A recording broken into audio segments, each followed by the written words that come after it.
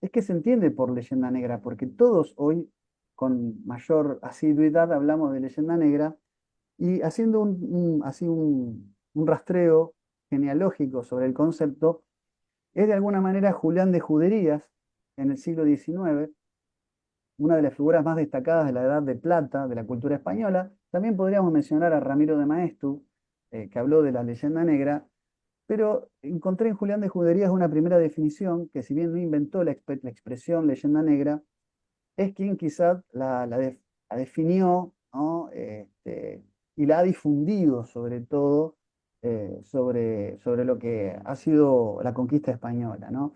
Estamos hablando de una pluma prominente, políglota, que llegó a dominar 16 idiomas, periodista, historiador, sociólogo, crítico literario, nos legó 28 libros pese a su temprana muerte, y en su trabajo Leyenda Negra y la Verdad Histórica, contribución al estudio del concepto de España en Europa, las causas de este concepto y de la tolerancia religiosa y política en los países civilizados, define la leyenda negra como un ambiente creado por los fanáticos relatos acerca de nuestra patria, se refiere a España, él siendo español, que ha visto luz pública en casi todos los países. Descripciones grotescas que han hecho siempre del carácter de los españoles como individuos y como colectividad. La negación, o por lo menos de la ignorancia sistemática de cuanto nos es favorable y honroso en las diversas manifestaciones de la cultura y el arte. Las acusaciones que en todo tiempo se han lanzado contra España, fundándose para ello en hechos exagerados, mal interpretados o falsos en su totalidad, y finalmente la afirmación contenida en libros al parecer respetables y verídicos y muchas veces reproducida, comentada y ampliada por la prensa extranjera. Dice Juderías de que nuestra patria constituye desde el punto de vista de la tolerancia, la cultura y el progreso político una excepción lamentable dentro del grupo de las naciones europeas. Lo que caracteriza a una leyenda negra, va a decir Julián de Juderías, no es solamente que haya una mentira contra un colectivo, contra una nación, contra un país, sino que lo que caracteriza a la leyenda negra es que esta mentira se sostiene en el tiempo desde una plataforma que implica distintas voces y hace que los propios blancos de ataque de esas mentiras la crean. Es decir, es leyenda negra porque esto es repetido por los españoles.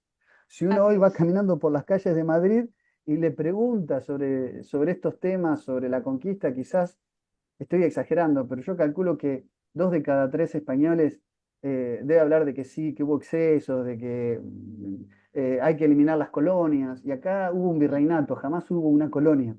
Pero eso lamentablemente se ha difundido y es lo que caracteriza a la leyenda negra. Cuando aquella persona que es la atacada, o aquel conjunto de personas que es la atacada, cree la propia mentira contra sí misma. Y eso me parece que es lo que caracteriza a la leyenda negra y es lo que hay que desmontar, ¿no? Y eso es lo que es Así la es. tarea que hoy nos convoca Rocío a tratar de hacer, desmontar la leyenda negra y en qué consiste, ¿no?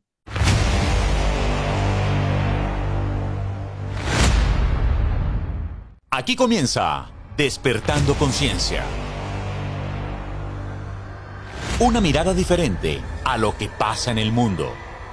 Conduce y dirige Rocío Adriana Páez. Esta es una producción E-Radio Global. 12 años al aire.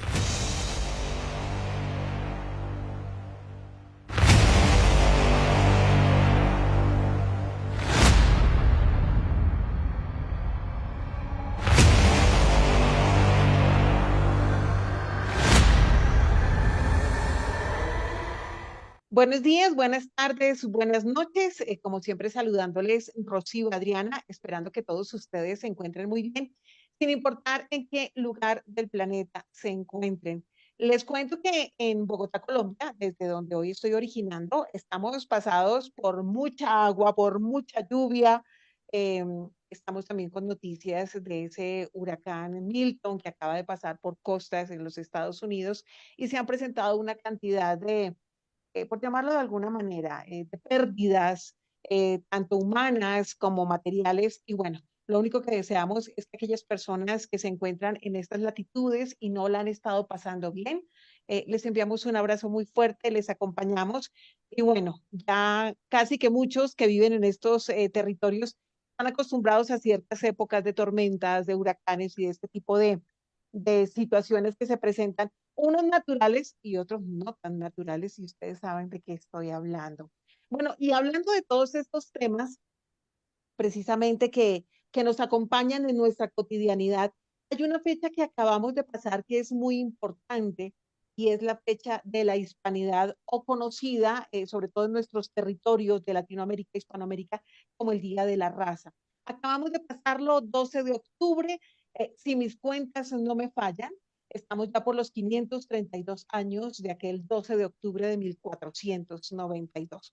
Así que teniendo en cuenta la importancia de la fecha que acaba de pasar, que es obviamente una celebración importante en muchos de nuestros territorios, por no decir casi que en todos, particularmente en España, hoy vamos a hablar de un tema que se ha convertido precisamente en los últimos años como en un talón de Aquiles, así como la hispanidad ha tenido voces a favor. En el último tiempo hemos tenido y hemos escuchado muchas voces en contra. Y empezamos a hacer reflexiones en donde pensamos de si a lo largo de nuestra vida, y hablo de las formaciones académicas, hemos tenido conocimiento y enseñanza de la verdad o sencillamente nos han venido adoctrinando, así que contando la historia acomodada a los intereses de minorías, de algunos personajes que siempre se lucran. Cuando yo les digo a ustedes, el dueño de la imprenta es el que termina escribiendo la historia. ¿Y cómo la escribe? Pues a su manera, a su acomodo. Y con base en esto empezamos a notar en el último tiempo muchas voces que empiezan a hablar de atacar la hispanidad, de atacar nuestros orígenes, de atacar la religión, de atacar nuestras creencias, de atacar la cultura y de atacar todo lo que nos ha venido uniendo desde el escenario de los pueblos, una lengua, una cultura, unas creencias, es lo que reúne en su concepto en general este tema de la hispanidad.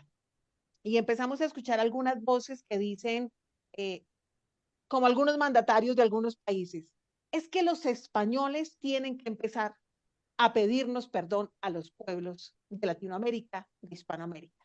Es que nos hicieron muchísimo daño, es que llegaron a saquearnos, es que llegaron a matar a nuestros indígenas, a esclavizarlos, a torturarlos. Y vamos a empezar a odiarlos. Y surgen también movimientos indigenistas que empiezan a promover y a patrocinar todo este caos. Y entonces empezamos a ver en las noticias de toda la región hispanoamericana cómo empiezan los mismos pueblos a derrumbar estatuas, a derrumbar monumentos. Y todo el mundo empieza en una sola voz a decir, es que la hispanidad es lo peor que nos pudo haber pasado. Hubiéramos tenido otro nivel de desarrollo si no hubiera sido por la hispanidad. Y entonces uno dice, ¿y por qué están surgiendo tantas voces en contra de algo que desde mi punto de vista, que me he puesto a estudiarlo muy juiciosamente, ha sido más lo que nos ha sumado que lo que nos ha restado? Pero para este tema, que es tan profundo y tan adoctrinador de los últimos tiempos, tenemos a un experto que ustedes, yo sé que lo quieren mucho, que lo admiran tanto o más que yo, y es nuestro querido Lucas Carena, que se encuentra en Rosario, Argentina. Ustedes ya lo identifican a él, este hombre que al lado del gran Pablo Dávoli presenta siempre ese magistral programa La Brújula, este hombre que además es analista político, es licenciado en comunicación social, docente, escritor. Bienvenido, querido Lucas Carena, con nuevo look. Lo veo muy fresco, muy aireado. ¿Cómo anda todo por Rosario, Lucas? Bienvenido. ¿Cómo estás, Rocío? Bueno, siempre es un gusto, siempre es un placer compartir estas tertulias, estas charlas, con lo que para mí significa, ¿no? Hablar, bueno, al pueblo colombiano que te sigue, pero además de todo Hispanoamérica, ¿no? Con un tema además que nos toca de cerca.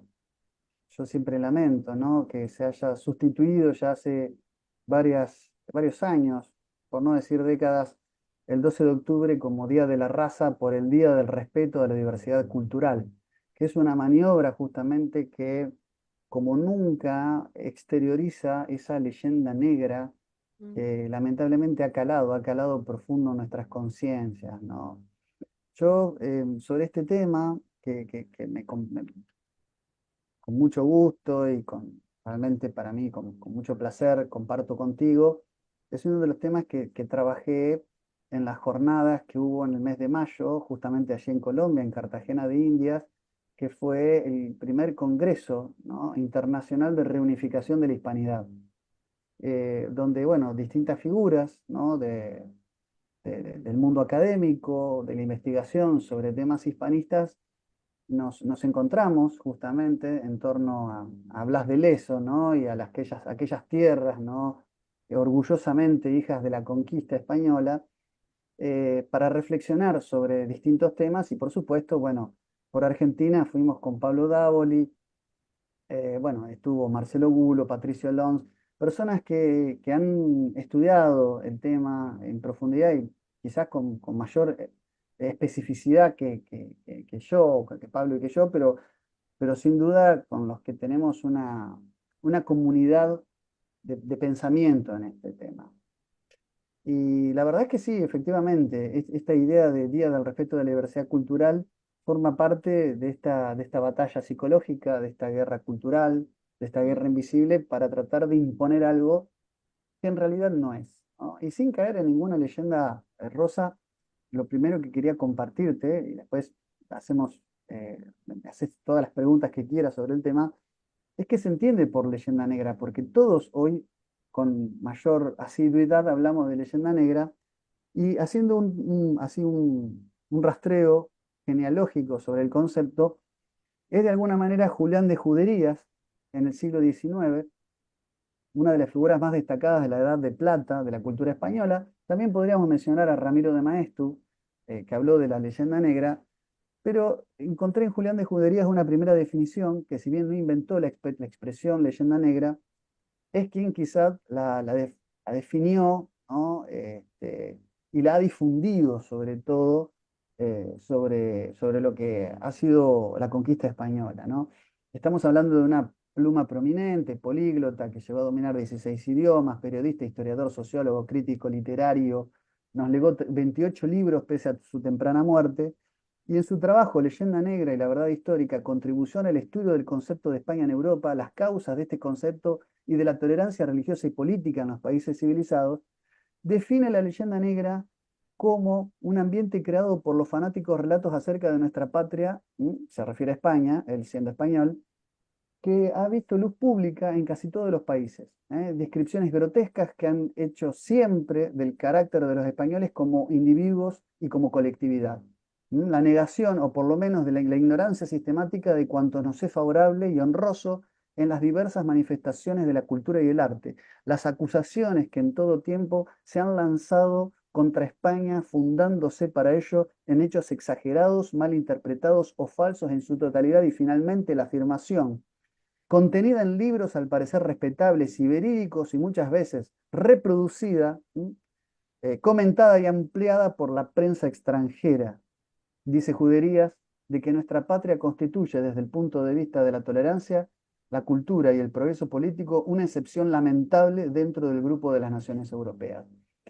Lo que caracteriza a una leyenda negra, va a decir Julián de Juderías, no es solamente que haya una mentira contra un colectivo, contra una nación, contra un país, sino que lo que caracteriza a la leyenda negra es que esta mentira se sostiene en el tiempo desde una plataforma que implica distintas voces y hace que los propios blancos de ataque de esas mentiras la crean. Es decir, es leyenda negra porque esto es repetido por los españoles. Si uno hoy va caminando por las calles de Madrid y le pregunta sobre estos temas, sobre la conquista, quizás estoy exagerando, pero yo calculo que 2 de cada 3 españoles debe hablar de que sí, que hubo excesos, de que hay que eliminar las colonias, y acá hubo un virreinato, jamás hubo una colonia. Pero eso lamentablemente se ha difundido y es lo que caracteriza a la leyenda negra. Cuando aquella persona que es la atacada, o aquel conjunto de personas que es la atacada, cree la propia mentira contra sí misma. Y eso me parece que es lo que caracteriza a la leyenda negra y es lo que hay que desmontar, ¿no? Y eso es lo que es la tarea que hoy nos convoca Rocío a tratar de hacer, desmontar la leyenda negra y en qué consiste, ¿no? Tal cual, querido Lucas, y me parece excelente eso que nos acaba de exponer. A los que acaban de entrar en nuestra sintonía, les recuerdo que hoy vamos a estar hablando del numeral leyenda negra de la hispanidad, que es lo que vamos a tratar de desmontar para que usted entre en contexto y empiece a identificar toda esa narrativa, ese adoctrinamiento que a lo largo, seguramente de los años que usted tiene, lo que me pasó a mí también, en su momento a Lucas y a muchos de nuestros online oyentes, que lo escuchamos y lo escuchamos algo así como esa mentira repetida tantas veces que termina convirtiéndose casi que en una verdad, ¿no? Y no lo creemos y además porque lo imprimen en los libros, nos lo enseñan desde el colegio hasta la universidad y pues todos terminamos siendo de una u otra manera víctimas de estas falsas leyendas negras. Numeral, leyenda negra de la hispanidad para que ustedes ya empiece a participar, si tiene alguna pregunta, si nos cuenta que siempre estuvo dudando de esto o que sí se lo creía tal cual, para que empiece a participar a través de nuestro chat que desde este momento está activo. Querido Lucas, para entrar precisamente en materia respecto a este tema, hay que destacar algo importante y es que el número de hispanohablantes en nuestra región, el número uno lo ocupa México, obviamente sabemos que es un país muy grande, el número dos Colombia y el número tres Argentina, para que tengamos ese contexto muy claro. Entremos entonces en materia, querido Lucas, y hablemos precisamente, a mí que me encantan estos datos que me voy encontrando, hay uno que no lo quiero dejar por fuera, y es cuando hacemos también ese ranking de los idiomas más hablados del mundo, ¿no? Y entonces la gente por lo general piensa que el idioma más hablado en el mundo es el inglés. Y a los que no se han dado cuenta o no han hecho esta tarea, les quiero recordar que el idioma más hablado en el mundo es el chino, dentro de los miles de millones que se encuentran hablando el chino, precisamente tiene mucha relevancia el mandarín. Pero un idioma que es muy importante, que es precisamente el español, ocupa el segundo lugar de lo que se habla en el mundo. Y en tercer lugar, sí podemos encontrar el español, el inglés. El español lo hablamos 486 millones de hablantes nativos y el inglés solamente 380 millones de hablantes. Y el número uno que les dije que es el chino, 1.300 millones, de los cuales 900 millones están enfocados en hablar el mandarín. Son datos importantes para que usted comprenda la importancia de nuestra cultura y de nuestro idioma. Querido Lucas, ya después de este contexto, de lo que hemos venido teniendo claro, hablemos exactamente a profundidad qué significa el término hispanidad y por qué esta batalla cultural e ideológica que lo ha venido atacando para construir precisamente esta leyenda negra en torno a él. Bueno, efectivamente, cuando hablamos de hispanidad y hablamos de imperio español, que no es lo mismo que imperialismo, de imperio español, hablamos de un gran proceso civilizatorio, ¿no? que unía desde gran parte del continente americano, bien lo has dicho, 480 millones de hispanohablantes hay alrededor del mundo. Esto es justamente porque hubo un proceso civilizatorio de la mano de la hispanidad, que iba desde Iberoamérica, de Hispanoamérica, hasta Filipinas, ¿no? Hasta Extremo Oriente, ¿no? Pasando, por supuesto, por Europa. La Hispania, ¿no? La Hispania es una parte de la romanidad, ¿no? Es una parte de la romanidad. Y en ese proceso civilizatorio, es decir, ese proceso de los hispanos íberos, que de alguna manera son los que cultivaron este proceso civilizatorio que nos vio nacer a nosotros como nación, como pueblo, abarca un sinnúmero, un espectro amplísimo, que va desde la cultura, desde el idioma, desde la religión. No se puede entender la hispanidad sin una religión con base en lo que los reyes católicos pretendían en el proceso evangelizador, es decir, el proceso de evangelización es intrínseco a la hispanidad. La religión católica como pilar precisamente de todo este proceso. Exactamente. Marcelo Bulo habla de religión fundacional. Todo proceso civilizatorio tiene una religión fundante, independientemente después del credo individual o si uno es católico practicante. No se puede ser hispanoamericano si no se tiene la religión católica como religión fundante.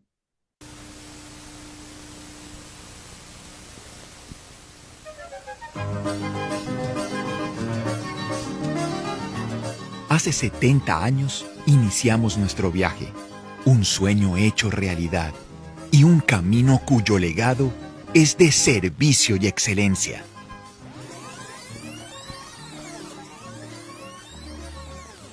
70 años para lograrlo. 70 años para alcanzarlo.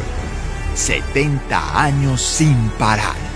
Hoy izamos la bandera con orgullo nacional, porque nos hemos convertido en una marca que inspira, evoluciona, transforma, dinamiza, emprende, lidera, protege y desarrolla, que se atreve. Hoy celebramos nuestro pasado y la construcción de una historia que continuará, que nos reta a ser mejores, a llegar a más lugares inimaginables, a incursionar en otros modos de transporte, a estar liderando otras actividades comerciales y de servicio, a romper fronteras. Sí, a romper fronteras, porque somos ADN naranja que nos impulsa sin parar. No nos detendremos. Escribiremos con tinta indeleble cada uno de nuestros éxitos en las siguientes décadas. Seguiremos haciendo historia. Seguiremos construyendo país. Y seguiremos nutriendo esta gran familia en el mundo de mucho más de lo que usted se imagina. Y para lograrlo, lo tenemos todo. Una alta dirección comprometida. Unos accionistas emprendedores. Unos afiliados que creen. Unos colaboradores apasionados para enfrentar nuevos retos. Usuarios que nos prefieren. Y un compromiso enorme con nuestro planeta y nuestra sociedad. Flota La Macarena. 70 años, siendo mucho más de lo que usted se imagina. Por supuesto, si se la tiene como religión trascendente, mejor. Pero la idea es que la catolicidad, es decir, es que estos pueblos iberoamericanos fueron fundados mediante la cruz y la espada, es hoy inobjetable. Y aquel que no cree tampoco puede negar el acervo cultural hispanoamericano que tiene como anclaje fundamental a la religión católica como fundacional. Por eso es muy importante entender que todas las manifestaciones culturales de Hispanoamérica, hasta la propia arquitectura, catedrales, todo ese acervo cultural arquitectónico, ritual, son tributarias de una deuda para con los reyes católicos y para la religión católica. Eso es inobjetable. Por eso, cuando los servicios de inteligencia británicos, nacientes, digamos, en el siglo XVI, se dieron a la tarea de destruir la hispanidad a través de una ingeniería basada en la leyenda negra, se dieron cuenta de que había que hacerla cultivando una falsedad histórica, inocular en los pueblos una falsedad histórica. Por eso se requiere la leyenda negra. A mí siempre me obsesionó es cómo se articula el discurso de la leyenda negra, porque básicamente si uno pregunta a quien ha leído algún que otro libro sobre estos temas, ¿qué es una leyenda negra? Aquel que ha leído a Vittorio Messori, aquel que ha leído algunos de los libros más conocidos en torno a lo que es romper con la leyenda negra, más o menos tiene una idea de lo que la leyenda negra es. Lo que a mí me preocupó, lo que a mí me ocupó para presentar en el Congreso de Reunificación de la Hispanidad, es entender cómo se articula el discurso. Y hay un autor, te lo comento brevemente, que se llama Piotr Alexandrovich Sorokin, que es un sociólogo estadounidense de origen ruso, que fue expulsado en 1922 de la Unión Soviética en los barcos de los filósofos, que emigró a Estados Unidos en 1923 después de haber participado de la Revolución Rusa junto con sus compañeros del Partido Social Revolucionario. ¿Por qué digo esto? Porque escribe una pieza, si bien su obra más importante es la dinámica social y cultural, escribe una pieza que se llama Achaques y manías de la ciencia moderna, donde dice cómo los soviéticos hicieron para disolver todo lo que era la cultura soviética de los zares, ¿no? Y de lo que era la ortodoxia rusa y el imperio bizantino. Y él habla de los 4 pasos para instalar una leyenda negra. El primer paso es la simplificación de la historia. Es decir, a la hispanidad hay que disolverla contando una historia que esté simplificada. Consiste en exaltar y exagerar los aspectos negativos de una persona, un conjunto de ideas, o de la historia de una nación, suprimiendo simultáneamente cualquier factor ponderable, positivo o rescatable que el blanco del ataque se le pueda reconocer. Acá aparecen llamados los famosos lugares comunes de la leyenda negra. La leyenda negra tiene lugares comunes donde se dice de los españoles que saquearon el oro, que cambiaron espejitos de colores por oro, que mutilaron, que los sistemas de encomienda eran sistemas opresivos y demás. Y una serie de lugares comunes que podemos luego decir por qué no es esto lo que pasó. Una vez construido este gran espantapájaros de la historia, lo que dice Sorokin es el tema de la polarización, es dividir la historia entre buenos y malos, donde todo es blanco-negro, creando una segunda falacia de falso dilema. Es decir, o estás con los buenos o estás con los malos. En la realidad la historia es multicausal y siempre hay grises, nunca hay buenos y malos, así, digamos, sin escalas. Entonces, dice, consiste, ¿no?, en comparar al blanco de ataque, ¿no?, con un ideal, digamos, con una suerte de idea irracional, lo que se llama la falacia del nirvana, es decir, ponemos a los buenos como un estado de idealización, o sea, de los nativos vamos a decir que eran como el salvaje inocente rusoniano, vivían en un estado edénico, todavía vivían en el Edén, y vino un hombre europeo malvado a abusarse de su inocencia. En el fondo ellos eran buenos inocentes y los españoles eran perversos que vinieron a aprovecharse de ellos. Entonces, el tercer paso, dice, es la emocionalización, o sea, a lo anterior, que supone suprimir cualquier vestigio de racionalidad, se le imprime una emoción movilizadora por la exaltación y la exageración. Generalmente aparece el victimismo, y la historia de vida, ¿no? Se cuenta la historia de alguna persona que haya padecido esa violencia infundida por los opresores. Y el cuarto punto, dice, es la cuantofrenia. Quiere decir, a todo lo anterior se le agrega algún número, alguna cifra numerolátrica que sea falsa, absolutamente incomprobable por las estadísticas, pero que pretenden revestir los oropeles de la precisión estadística, pero que en realidad son números emocionales que cuantifican por cientos, por miles o por millones las víctimas de la ideología opresora para instalar finalmente la leyenda negra. Y con lo que me encontré, y con esto te redondeo esta parte de este punto que quería destacar, lo que encontré es que el gran constructor de la leyenda negra sobre la hispanidad es Fray Bartolomé de las Casas. O sea, hay consenso de que es Fray Bartolomé de las Casas, en especial la pieza más difundida, que es la brevísima relación de la destrucción de las Indias. Y lo que para mí, a ver, lo que llamó mi atención es que la brevísima, esta obra de Bartolomé de las Casas, tiene absolutamente todos los elementos que Sorokin denuncia que tiene que tener una leyenda, la construcción de una leyenda negra. Por ejemplo, en cuanto a la simplificación, la brevísima dice, solo se refiere a los victimarios como los españoles. Es decir, ahí está la simplificación. Nunca da nombres, no hay contexto, no hay situación, no hay personas concretas nunca. Todo es lábil, tiempo, espacio, protagonista. Simplemente dice los españoles. Y todas esas atrocidades descriptas que él establece en la brevísima, las justifica con un yo vide. Es decir, yo los vi, pero no dice quién, cómo ni cuándo nunca. Segundo, la polarización, lo que decíamos de la polarización, o dialectización también se le llama. La obra adolece de cualquier tipo de matices. Los nativos son todos buenos, es decir, son el retrato mismo, ¿no?, de una persona inocente y buena, en un estado presocial, en una concepción natural. Todos los indígenas vivían en armonía con la naturaleza y los animales, con la fauna y con la flora. Y los españoles en abstracto son todos malos, crueles y despiadados. En cuanto a la Perdón que me meta emocionalización, ahí, querido sí, Lucas, y no habían indígenas que se estaban comiendo a los otros, no habían caníbales, ¿no?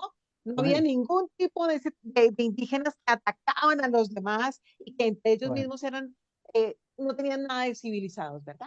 bueno. Había tribus que practicaban el levirato, es decir, oprimían a la mujer, el sororato, oprimían a los hijos. enterraban niños momificados vivos, practicaban el canibalismo y antropofagia. Eh, pero aparte, así quitemos las prácticas horrorosas, ¿no? y terriblemente opresivas que tenían, no solamente entre sí, sino algunas tribus con respecto de otras, ni hablar de los aztecas, ¿no? De las masacres que se ven o los mayas, la cultura maya, las masacres que se ven, por ejemplo, en la película de Mel Gibson, Apocalipto. Hay una cuestión a mi gusto que debe ser destacada, que así sacáramos todas esas prácticas horrorosas propios del paganismo totémico, Ujú. de sociedades que no vivían ni siquiera en estado de barbarie, sino de salvajismo, que es previo a la barbarie. Así es. Recordemos salvajismo, barbarie, civilización. Es Ujú. decir, digamos, no conocían la rueda. Había tribus que no conocían la rueda, no domesticaban animales, no practicaban la alfarería, o sea, no sabían hacer una vasija. Y Ujú. todo lo aprendieron con las misiones jesuíticas. No solamente se evangelizaron cultivando un oficio, sino que cultivaron un oficio evangelizándose. Digo, esto para ser justo, incluso quitando todas esas prácticas horrorosas que con mucho y con buen tino mencionás, que son omitidas en la historia de Bartolomé de las Casas, y otros historiadores furibundos, cultores de la leyenda negra, es de destacar lo desprovisto que estaban estos hombres. No es que vivían felices y en armonía, les faltaba todo y vivían de manera muchas veces infrahumana, infrahumana. Y a la llegada de los españoles todo eso cambió sustancialmente, ¿no? Lucas, y la Fíjate, labor tan sí. importante que jugó en ese momento, que jugaron en ese momento, aquellos sacerdotes, aquellos curas que venían a la par con ellos, precisamente Por para ese supuesto. tema de acercamiento espiritual, de evangelización, que eso hace cambiar el panorama y la mente de cualquiera, ¿no? Pero por supuesto, y uno de ellos era Fray Bartolomé de las Casas. Lo que pasa es que él fue encomendero y Mm. por alguna razón, hay varias hipótesis, sintió una gran culpa. Sintió una gran culpa y lo que hizo fue tratar de ir en contra del régimen de encomienda. Lo que nadie te cuenta es que para eliminar el régimen de encomienda, que fue un sistema seguramente imperfecto y con muchos errores, ¿m? Funcionaba. Era un sistema que funcionaba y que dignificaba en muchos aspectos al encomendado. Él proponía eliminar la encomienda y todos los trabajos que se hacían a través del sistema de encomienda, él los resolvía con la importación de esclavos. O sea, él defendía al indígena, pero abonaba a la esclavitud del africano. Es decir, él quería plantar población esclavista, como lo hizo el Brasil, con Ujú. esclavos africanos para suplir el trabajo de los nativos. Entonces, era como que se disparaban el pie con sus aseveraciones. Eh, fíjate un pequeño fragmento de lo que escribe en la brevísima Bartolomé de las Casas. Es un castellano antiguo, por eso hay que saber entenderlo. En el año 1539 concurrieron muchos tiranos yendo a buscar desde Venezuela, y desde Santa Marta, desde Cartagena y desde el Perú, y otros descendían a calar y hallaron a espaldas de Santa Marta y Cartagena 300 leguas adentro unas felicísimas y admirables provincias llenas de infinitas gentes mansuetísimas. Esto se refiere a que eran mansas, ¿no? Y buenos como las otras, y riquísimas también en oro y piedras preciosas, y a las que se dicen esmeraldas. Aquellas provincias pusieron por nombre el nuevo reino de Granada, porque el tirano que llegó primero a estas tierras era natural del reino de aquí, de Granada. Y porque muchos inicuos y crueles hombres de los que allí concurrieron, dice Bartolomé de las Casas, eran insignes carniceros y derramadores de sangre humana, muy acostumbrados y experimentados en los grandes pecados, susodichos en muchas partes de las Indias, por eso han sido tales y tantas sus endemoniadas obras y las circunstancias y calidades que las afectan y agravan. Dice, y que han excedido a muchas otras que en otras provincias han hecho y cometido. Yo solamente en este fragmento que está así en un castellano muy antiguo, de los españoles dice en un solo párrafo, que eran tiranos, inicuos, crueles, carniceros, derramadores de sangre humana, pecadores, endemoniados y excedidos. Pero no justifica por qué, ni cuándo, ni relata ningún hecho concreto nunca. De los nativos dice que son felicísimos, mansos, buenos, riquísimos. Y además habla del oro y de las piedras preciosas cayendo en otro aspecto de la leyenda negra, que cae en un eurocentrismo de la apreciación del valor del oro. Para los nativos, mal llamados aborígenes, para los nativos, el oro tenía un valor, pero tenía un valor casi estético, ritual y religioso, ¿no? De los antiguos rituales paganos que practicaban. Pero no era que para ellos quitar oro y plata no valoraban el oro y la plata como un bien de cambio, como para el hombre europeo. Por eso cae en un eurocentrismo. Por ejemplo, los indígenas, para ellos era mucho más preciado otro tipo de minerales, como la obsidiana, por ejemplo. La obsidiana es como una especie de vidrio, pero natural, muchísimo más duro que el vidrio, que servía para fabricar armas. Por ejemplo, el macahuitl, que era una especie de garrote, esto se ve en la película Apocalipto, era como un garrote con púas de obsidiana, que eso lo transformaba, imagínate como si vos lograbas quebrar, digamos, se generaban como astillas de obsidiana, como si fuera un vidrio, pero infinitas veces más duro que el vidrio, que no se cacha, no se mella. Entonces imagínate un garrotazo con eso, Pero sí hace puntiagudo, mucho daño, exacto. es terriblemente dañino. Entonces, por ejemplo, los grandes imperios como el azteca o el maya fabricaban el macahuitl con la obsidiana porque eso les permitía someter a otros pueblos. Era como si fuera la ingeniería, la industria de la guerra de la época, y del lugar. Entonces, tener soldados armados con armas de obsidiana, picas o lanzas con punta de obsidiana, era mucho más importante que el oro, que era una, a ver, sí, una piedra preciosa, brillante, pero que servía para adorar, hacer altares de adoración. Sus imperios se construyeron con las armas y era mucho más valorado.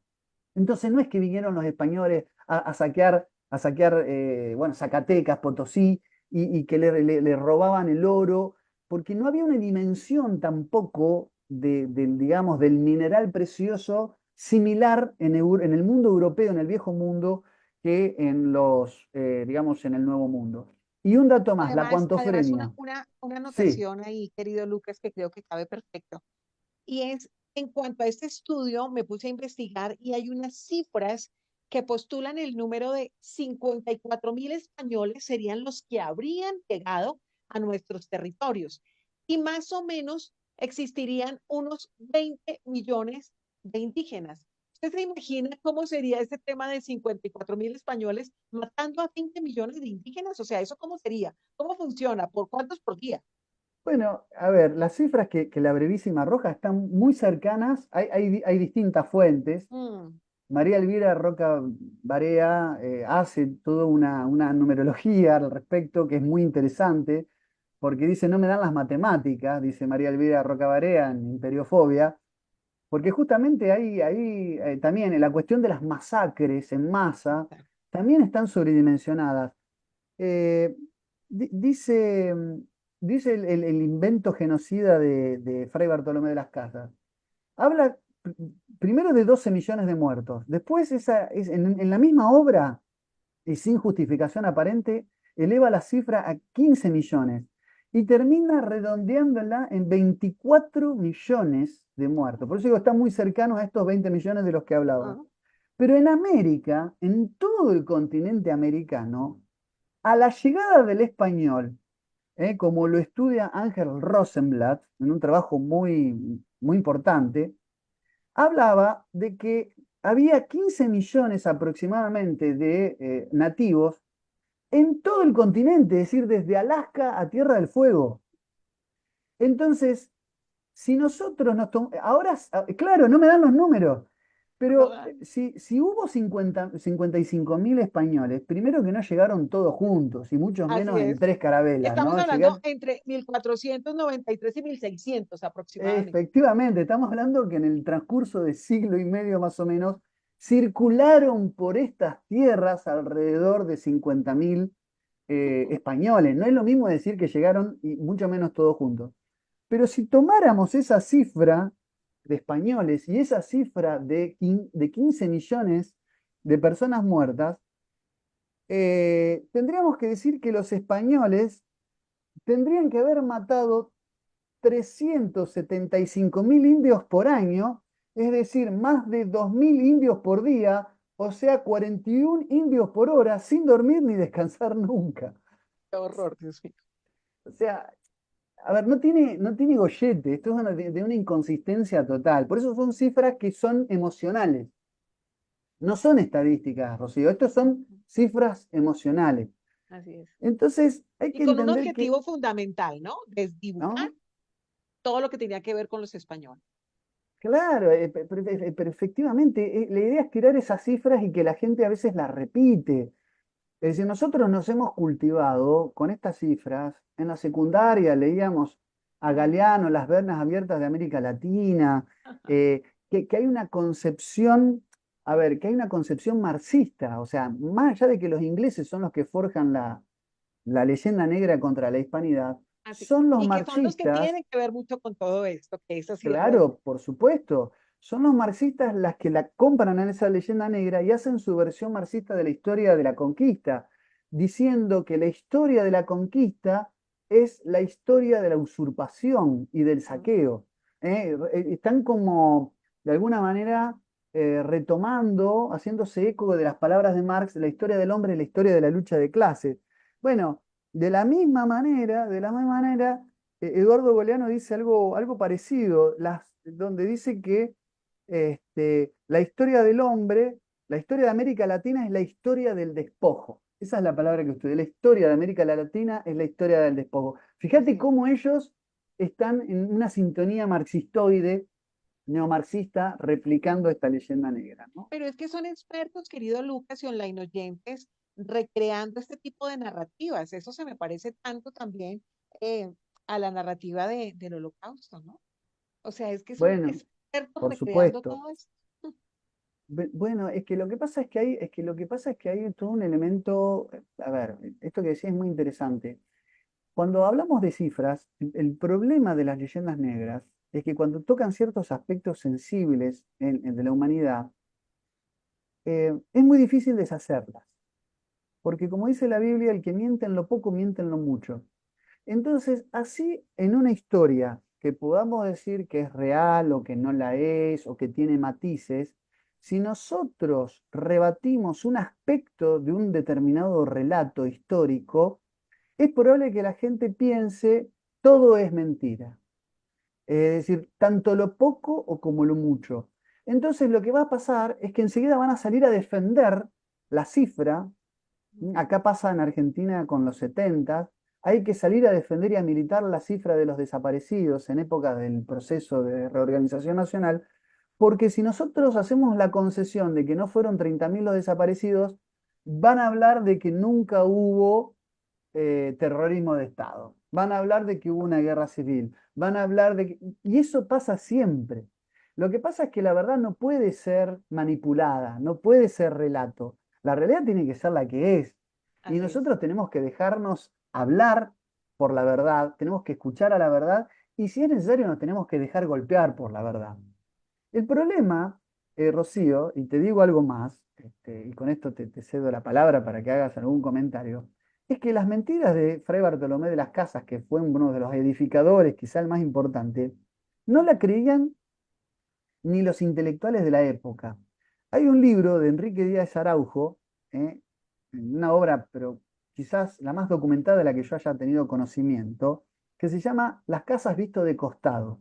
Crítica bibliográfica sobre la leyenda negra. Lo que hace Enrique Díaz Araujo, que es un abogado argentino, mendocino, lo que hace es decir lo que opinaban sus contemporáneos acerca de la obra. Y te doy solamente algunos ejemplos, pero muy breves, que es con lo que yo cerré mi conferencia. Diego Dévalos de Figueroa, Miscelánea Austral, 1602, mirá la fecha, 1602. Es la opinión de las casas un notorio engaño, dice, porque quien falta peso, medidas, letras, verdad, caridad y honra, ¿qué cosa buena puede hacer? Antonio de León y Pinedo, Tratado de Confirmaciones Reales, 1630. Las expresiones de la brevísima menoscaban y destruían sus hazañas, las de los conquistadores se refiere. Exageraban y magnificaban sus crueldades dándoles miles de nombres diferentes. Eso es lo que encantaba a los extranjeros, los ingleses. Diego Ortiz de Zúñiga, Anales Eclesiásticos, 1677. Se ve la acrimonia natural del obispo, esto es las casas,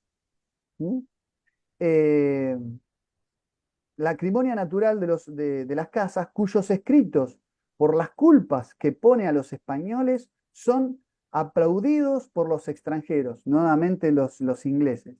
Fray Juan de Meléndez, Tesoros verdaderos de las Indias, 1681. Es la brevísima calumnia indigna de un español y de un obispo. No puede ser de aquel venerable obispo, sino añadido y compuesto por los engaños de España, impreso por León de Francia, mintiendo que fue estampado en Sevilla.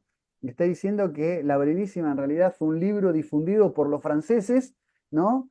Y fue, digamos, difundido en la Francia hostil con la hispanidad.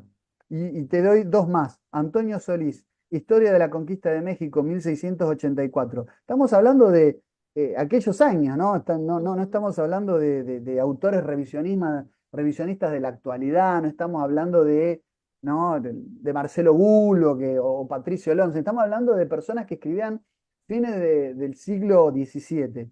Los escritores forasteros se apartan más de lo verosímil y lo peor es que apoyan su malignidad citando al padre Fray Bartolomé de las Casas, Las Casius, que después fue obispo de Chiapas. Solicitaba entonces este prelado el alivio de los indios y, encareciendo lo que padecían, cuidó menos de la verdad que de la ponderación. Los más de nuestros escritores le convencen de mal, informando en estas y otras enormidades que dejó escritas contra los españoles. Y la última, de José Eusebio Llano y Zapata, Memoria de 1759. Los escritos de este prelado, las casas, donde quiera que tocan, queman. Movió su pluma cierta pasión, que más fue celo indiscreto que caridad reglada. Dice, por defender a unos, calumnió a otros. Fue esto, en cierto modo, esparcir la semilla de la disensión, el mismo que, por su estado de dignidad, está obligado a recogerla. Estos son algunos de los tantos comentarios que recoge Enrique Díaz y Araujo, ¿no? En este libro que yo te citaba, diciendo que ni siquiera los contemporáneos a las casas tenían el más mínimo respeto por la obra que se convirtió en columna vertebral de lo que después vino a ser como el libro madre de lo que pasaba en nuestros suelos, ¿no?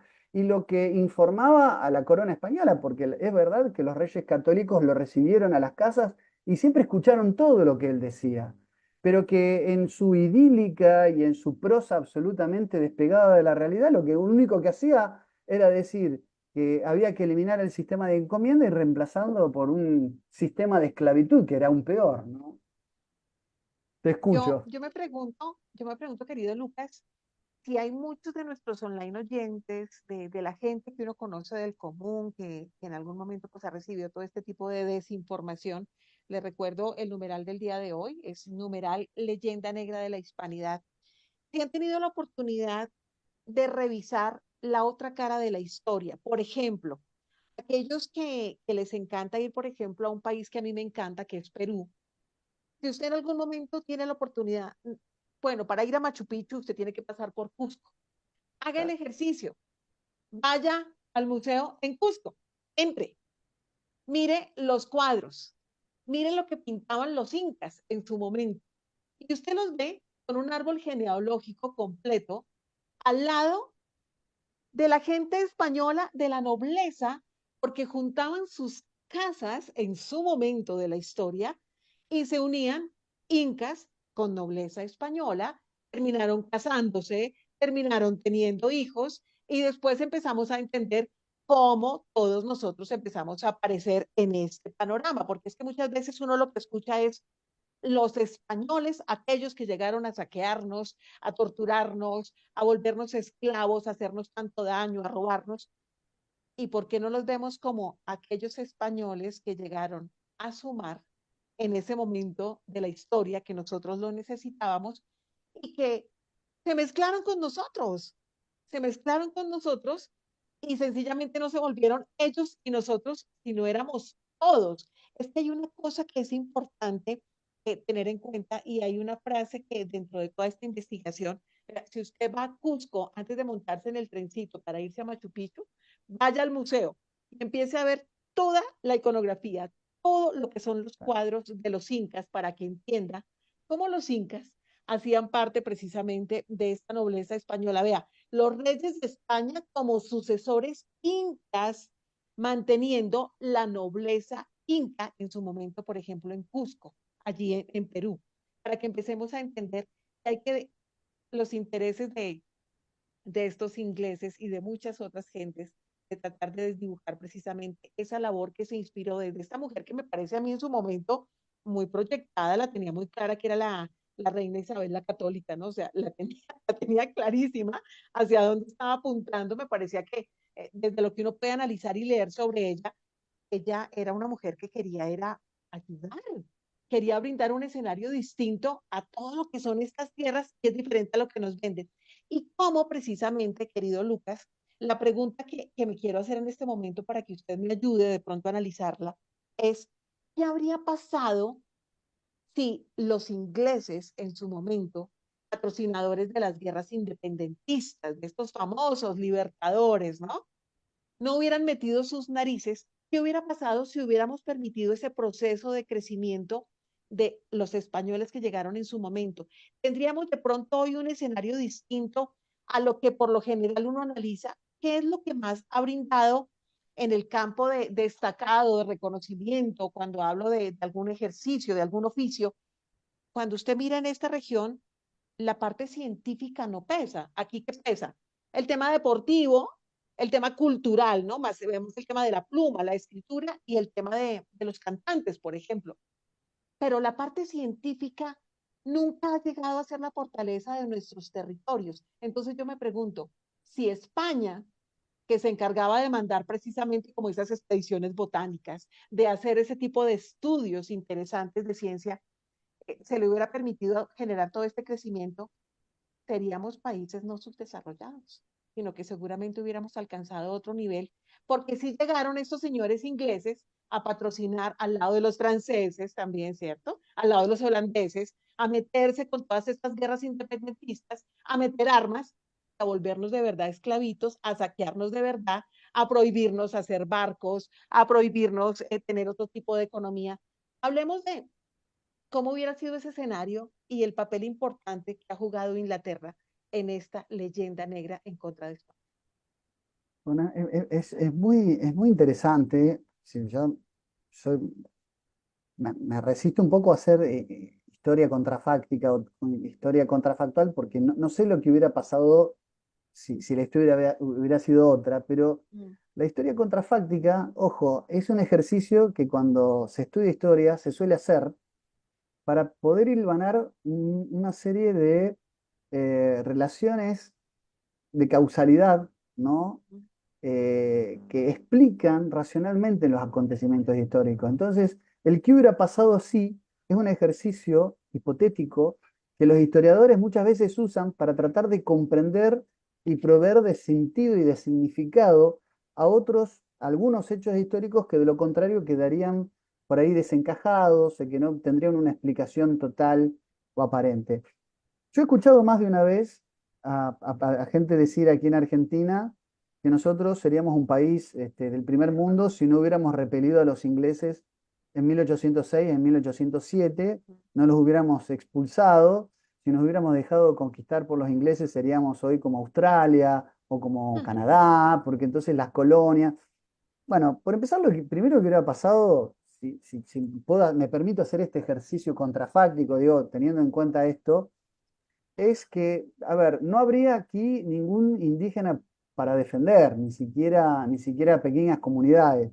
Hubieran tenido la misma suerte que los Sioux, que los Cheyennes, que los Cherokees, hubieran desaparecido todo porque hubieran dejado tierra arrasada. En segunda instancia, de haber sido esta una colonia, es decir, acá habría habido un proceso totalmente distinto al que pasó con los procesos de hibridación, de mestizaje del mundo español, y no hubiera existido la figura del criollo, ¿no? Del europeo nacido en suelo americano, que tenía un lugar también, digamos, preponderante de toma de decisiones. Hubiera quedado absolutamente, digamos, subordinado, supeditado y quizás marginado de lo que serían las decisiones del poder central del Imperio Británico. Y en tercer lugar, lo que hay que decir es que Iberoamérica, de alguna manera, y esto lo explica muy bien Pedro Morandé, un sociólogo chileno, creo que fue rector de la Universidad Católica de Chile. Es decir, lo que ha pasado es que nosotros no somos países subdesarrollados porque somos países en realidad atrasados respecto del mundo.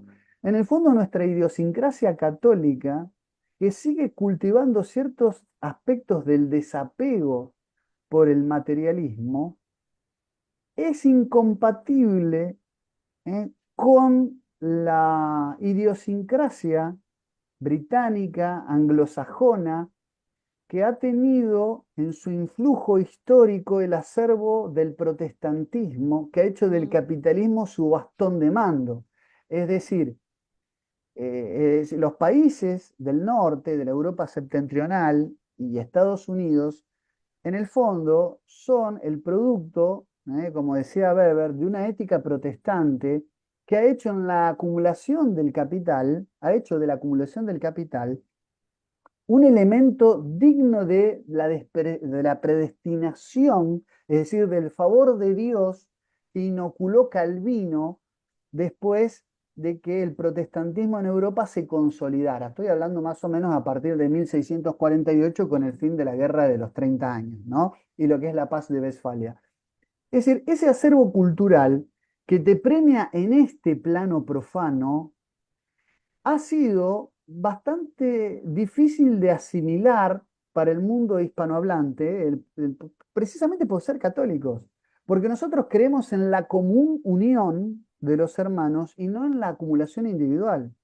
Por eso nosotros tenemos tanta repelencia a la idea liberal de que, es decir, la acumulación individual nos lleva a un estado superior, de alguna manera, a la idea de un orden espontáneo, de que siempre tenemos, con natural al hombre estar en un estado mejor.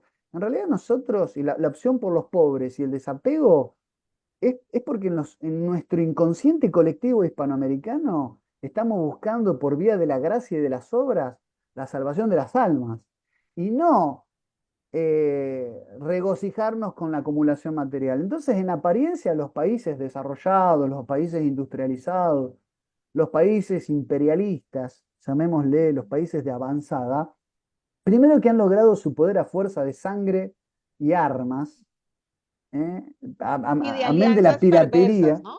Alianzas perversas. por supuesto, de alianzas perversas, sino que también que si nosotros estamos en un estado de atraso material, eso no quiere decir que nosotros estemos en un estado de atraso cultural. Obviamente que se está lamentablemente difundiendo e inoculando una degradación por vía de la falta de educación y de romper y fracturar el sistema educativo y el ataque a la familia que hay en nuestros países. Se está buscando de alguna manera doblegar ese acervo cultural y espiritual que nosotros tenemos en el acto devocional de vivir una vida en común unión, como nos lo enseña la doctrina y los dogmas católicos. Pero eso no nos hace nosotros, bajo ningún aspecto, inferiores. Nosotros sí tenemos que recuperar el orgullo de haber sido el imperio español, tenemos que devolverle la Hispania a la hispanidad, pero bajo ningún punto de vista tenemos que dejarnos doblegar por esta situación que nos condiciona por el hecho de que tenemos que parecernos o tenemos que hacer como aquellos países. En realidad nosotros, sí, obviamente, tenemos que crecer, tenemos que desarrollarnos, tenemos que combatir el hambre, la pobreza, la desnutrición, pero tenemos que hacerlo con la conciencia de que nuestra salvación está en nuestro plano. Y nosotros De tenemos hecho, que seguir aferrados, ¿no?, a ese credo y a ese acervo cultural y espiritual. de hecho, querido Lucas, cuando usted entra a hablar del tema del protestantismo, Ujú. creo que cabe hacer esa aclaración que también está desdibujada de la parte de la historia, porque las cifras nuevamente no dan y siempre nos venden a una Inquisición católica perversa, ¿no? Nefasta, desconociendo que en cifras la realidad es que fue mucho más fuerte una Inquisición de los protestantes, por llamarlo de alguna manera, ¿no? Ujú. Es como si uno mira a un lado o el otro, es como poniéndonos a elegir y necesariamente desdibujando al uno para quedarnos con el otro, que es el que nos venden como la libertad, ¿no? De pensamiento, la libertad de práctica. Y en eso también creo que muchos han incurrido en ese error y se permiten caer en esa desdibujada desde la parte de lo que hicieron los españoles cuando llegaron a nuestro territorio. Y es también pensar que siempre ha existido también una hegemonía, una exclusión de nuestros territorios. Eh, ha existido un racismo anglosajón también, ¿no? Que eso tampoco lo podemos desconocer y que eso juega un papel importante. Pero quiero cerrando este tema que hemos tratado el día de hoy de numeral leyenda negra de la hispanidad, tocar un aspecto que es importante.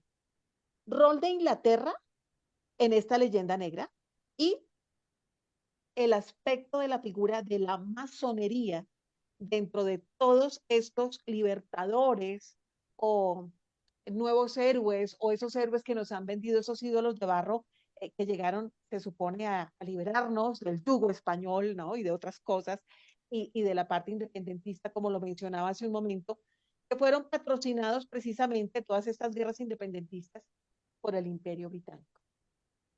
Bueno, efectivamente, es decir, ya con John Dee, que fue mano derecha de Isabel I, ¿no?, Isabel de Inglaterra, se crean los servicios de inteligencia y el rosacrucismo primero y la masonería después eh, trabajan fervientemente en una producción intelectual, con un trabajo de propaganda impresionante para empezar a reconstruir una historia científica, cultural, literaria, que ponga a la hispanidad como enemigo de la humanidad, ¿no? Es decir, y junto con la hispanidad a la Iglesia Católica, ¿no? Ahí empieza un trabajo de demonización de la Iglesia Católica, producto de que, bueno, con Isabel, y no es casualidad, con Isabel I se da el paso de los Tudor, ¿no?, a los Estuardo, a los Stuart. Es decir, es la Inglaterra anglicana, es decir, no necesariamente del protestantismo, digamos, luterano, calvinista, pero sí ya hay un cisma, ¿no? Entonces, el rol de Inglaterra es fundamental. Sí, los ingleses han sido, de hecho, Marcelo Bullo, después de escribir Madre Patria, escribe, digamos, lo que América le debe a España y escribe un libro que se llama Nada por lo que pedir perdón, donde cuenta en realidad aquellos que montaron la leyenda negra con España, todos los muertos que tienen, les cuenta todos los muertos que tienen en el placar. Aquellos que hablan de España no contabilizan sus miserias, ¿no? Así es. Entonces, sería Tienen interminable y rabito de daría, paja. claro, efectivamente. Y después, efectivamente, o sea, respecto de los procesos de independencia, es cierto que muchos líderes de libertadores tuvieron algún que otro vínculo con la masonería, yo no lo descarto como tal. Sí, entiendo que la masonería se sube a un proceso que ya venía barajado por la intención. O sea, yo no considero que todos los procesos de independencia sean sí y solo sí, exclusivamente para balcanizar, dividir Hispanoamérica, e ir contra España. Porque España ya en el momento en que se dan los procesos de independencia estaba bajo el yugo de Napoleón Bonaparte. Mm. Es decir, y además estamos hablando de una España que estaba borbonizada. Nosotros Sí. tenemos que distinguir la España de los Borbones de la España de los Austria, de los Habsburgo. No es lo mismo. Es decir, nosotros ya teníamos una España burguesa, tenemos una España que estaba manejada por la corona francesa en muchos aspectos y luego por el imperio de Napoleón Bonaparte. En ese contexto de debilidad española, hubo aquí, en el Virreinato del Perú y en el Virreinato de Río de la Plata, digamos, el intento de recuperar una independencia, una vida propia, una identidad propia, que sí puede haber sido fogoneada y aprovechada por el enemigo inglés para decir, bueno, ahora este es nuestro momento. Mm. Y en este es nuestro momento, a partir de la década de 1810, después de que no pudieron invadirla con ejércitos, este es el momento para subyugar a los pueblos hispanoamericanos a través del capitalismo, a través de la deuda externa, a través de las relaciones desiguales de comercio.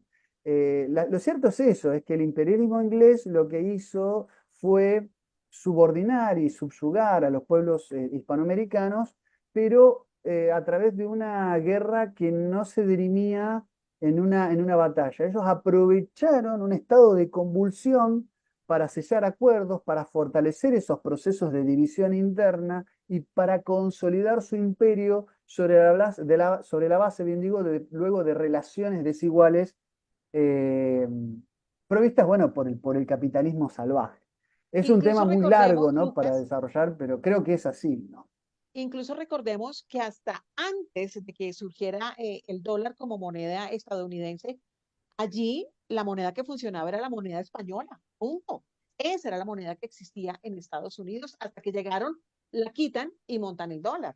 Pero por supuesto, de hecho, dólar viene de talar, o sea, es una literación de la palabra talar, y el talar era una moneda española Ujú. que está íntimamente emparentada con lo que fue con la moneda que de alguna manera llevó adelante todas las operaciones comerciales del mundo, que era el Real de A8, ¿no? Que era la moneda de España con la que nosotros comercializábamos aquí, en Filipinas, en Europa y en todo el mundo, ¿no? Todo el comercio mundial se manejaba con la moneda de España. Y eso es cierto, sí, sí, eso es cierto.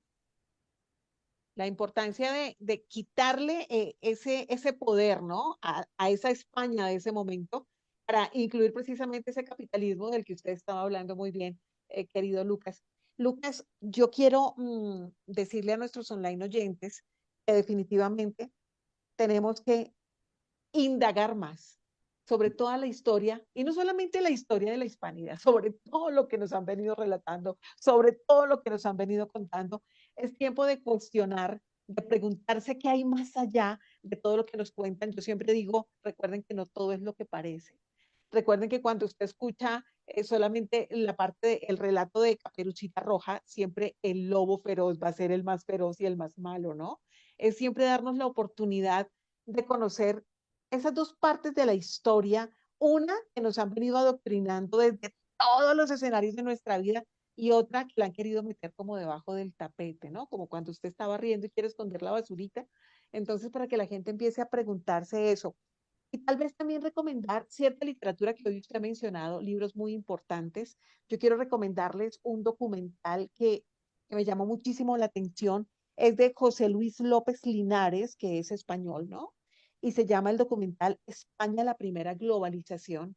Y él allí en este documental muestra igual el testimonio de muchos historiadores, de muchas personas que, como Lucas Carena, se han metido de fondo a descubrir todo esto de esta leyenda negra para explicarle a la gente que las cosas no es como nos las han venido contando.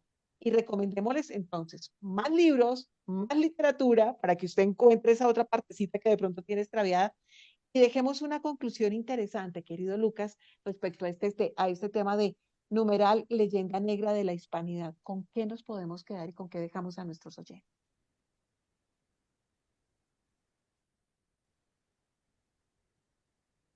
Bueno, yo estoy teniendo algunos problemas de conexión ya en este momento, por eso te tengo como congelada un poquito la imagen, pero te escuché perfectamente. Como conclusión, a destacar, bueno, mucha lectura, kilómetros de lectura. Yo creo que lo más importante que podemos hacer para defender la hispanidad es formarnos, ¿no? Formarnos. Es decir, documentales, bibliografía, encuentros, ¿no? Como lo que vivimos en Cartagena de Indias, encuentros hispanistas. Es decir, todo lo que haga, todo lo que sirva para tener mayor lucidez y mayores herramientas intelectuales a la hora de pensar críticamente la realidad. Bueno, te decía, todo lo que cultive nuestro pensamiento crítico, todo lo que nos permita pensar con el cerebro propio, siempre es recomendable, ¿no?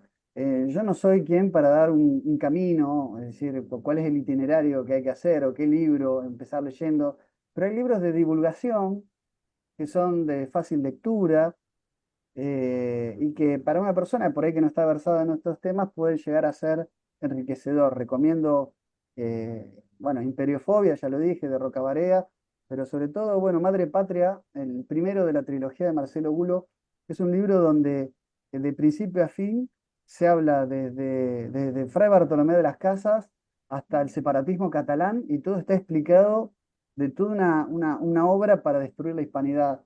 Ahí tenés un trabajo muy completo de Marcelo, que puede ser una pieza fundamental para introducirse en estos temas. Y si bien Marcelo es muy enjundioso a la hora de explicarlo, lo hace con una pluma sencilla, de fácil lectura, entendible para cualquiera que esté en ámbitos académicos o para cualquiera que quiera tener más herramientas a la hora de justificar su pensamiento, su talante, su temple hispánico. Así que formar la conciencia hispánica. Así que ese es el mensaje que yo puedo dar, no mucho más.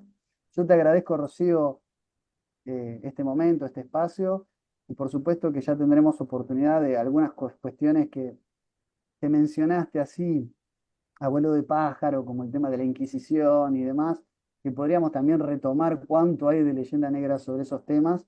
Así es. Son para otro hashtag, son para otro capítulo, pero con gusto lo podemos retomar. Te agradezco mucho la invitación. Me encanta, querido Lucas, y para despedirnos precisamente recomendando toda esta literatura, yo tengo algunos libros de cabecera que les quiero recomendar. Uno que tiene que ver precisamente con esto que estamos comentando de la época independentista, de Libertadores, y me llama la atención uno que escribió, es un español que vive en Colombia y que ha sido político por muchos años, es el doctor Pablo Victoria. Él tiene un libro muy interesante que me encantó que se Fallecido llama recientemente, ¿no? el terror bolivariano, en la portada ahí está el señor Simón Bolívar, ¿no? Entonces, para que usted lo tenga en cuenta, eh, dice guerra y genocidio contra el genocidio contra España durante la independencia de Colombia y también de Venezuela, obviamente, en el siglo XIX, un libro muy recomendado de Pablo Victoria. Recuérdelo, El terror bolivariano. Hay uno que yo le había comentado a Lucas que a mí me pegó una sacudida súper fuerte, no lo conseguí en físico, me tocó conseguirlo, audiolibro, luego descargarlo y se lo recomiendo también. Es de Augusto Zamora, quien fue embajador de Nicaragua. Malditos libertadores. Él dice, ¿qué les debemos? Usted se entra en ese libro y empieza a entender una cantidad de cosas que este hombre sabio analiza de una manera muy profunda y él denuncia precisamente cómo las mismas oligarquías latinoamericanas nos han venido ocultando su responsabilidad del mismo saqueo y de los mismos crímenes a través de la historia de lo que ha venido pasando en nuestros territorios. Así que téngalo también en el radar, tiene que ver mucho con el subdesarrollo también de nuestros países. Y hay otro libro que quiero recomendar al final que se llama Quito fue España, de Francisco Núñez de Arco. Es un historiador también muy importante para que usted también lo lea. Y recuerda el documental que les estaba recomendando hace unos minutos, España, la primera globalización, de José Luis López Linares, quien se comprometió también a sacar otra película, otro documental respecto a estos temas, porque hay gente como nosotros que está tratando de acabar con esa leyenda negra para que usted empiece a analizarlo, no solamente porque nos crea todo lo que nosotros le decimos. Siempre el objetivo de estos espacios es no nos crea nada, usted cuestiónelo todo, pero por lo menos quédese pensando qué hay detrás de lo que durante una hora les hemos venido a ustedes postulando, les hemos venido contando, porque es argumentado, no es a capricho, no es porque hoy Lucas se levantó y se le ocurrió y a Rocío Adriana igual. Este es un tema estudiado juiciosamente, que lo viene haciendo gente muy profesional y muy juiciosa en estos temas, como nuestro querido Lucas Carena. Recordemos redes sociales y para que también la gente vea el programa La Brújula, que es imperdible, querido Lucas Carena. Sí, pueden buscarme en YouTube, tanto en el canal El Gibelino, que es mi canal personal, donde voy a compartir esta entrevista, y después donde compilamos las conversaciones que tenemos con el doctor Pablo Dávoli, que es el canal de La Brújula también en YouTube, donde le hemos dedicado, no siempre, pero le hemos dedicado alguna que otra vez algún tema relativo a las leyendas negras. Así que son invitados a compartir, a seguirnos y por supuesto a intercambiar opiniones. Así que bueno, muy agradecido con esta instancia y con esta ida y vuelta. Gracias. Querido Lucas, un abrazo, éxitos en ese viaje que tiene muy pronto. Ese look le queda fantástico. No sé ustedes qué Bueno, opinan, que ya lo han visto en otros espacios. Él se quitó la barba, está como con el pelo más bajito, se ve regio. A Lucas ese abrazo y ese agradecimiento. Y los voy a dejar con esta frase que me parece importante. Separar sin dividir para unir sin confundir. Eso hace parte de la verdad histórica de nuestros pueblos. Así que usted quédese pensando, quédese amando su cultura, sus creencias, su lengua, sus tradiciones. Recuerden que esos enemigos de siempre, oiga, siempre aparecen estos personajes, ¿no? Quieren acabar con todos esos arraigos, con todo este tema familiar, su parte espiritual. Hay que defenderlo, hay que defender nuestra cultura, lo que somos nosotros en esencia, nuestra identidad, nuestros territorios. Así que la cita es el próximo miércoles, Dios mediante, en un nuevo espacio de esto que es Despertando Conciencia. Recuerden seguirnos en nuestros canales, tanto en Rocío Adriana Oficial como en el que creamos de soporte, porque nos han venido quitando una cantidad de contenido, que es Despertando Conciencia Oficial, como siempre, a través de Radio Global, porque seguimos haciendo que las cosas pasen. Hasta una próxima ocasión. Chao. Chao, Lucas. hasta luego.